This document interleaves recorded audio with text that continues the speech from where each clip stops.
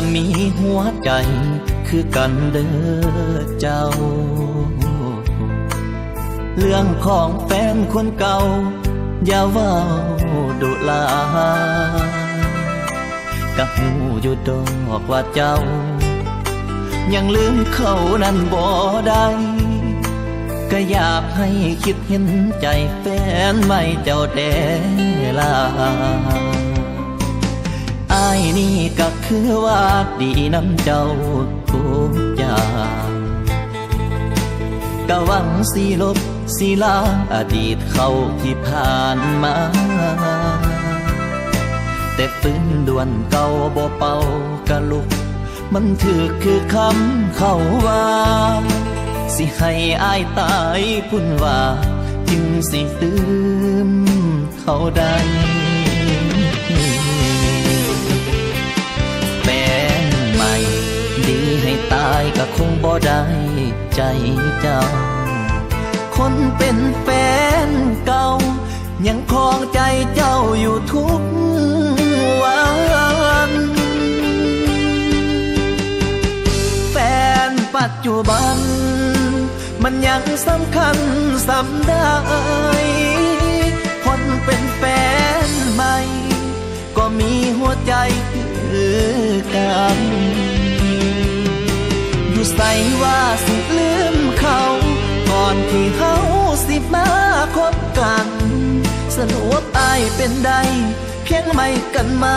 เท่านั้น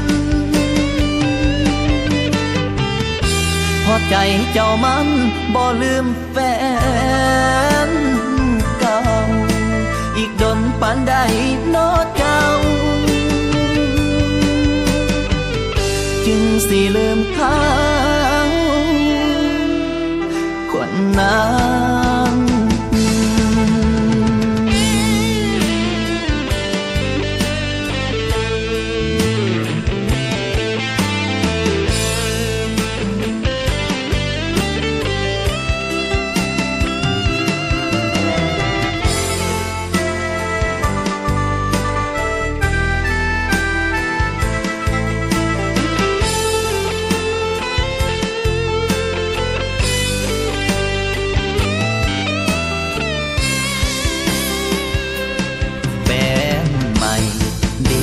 ตายก็คงบ่ได้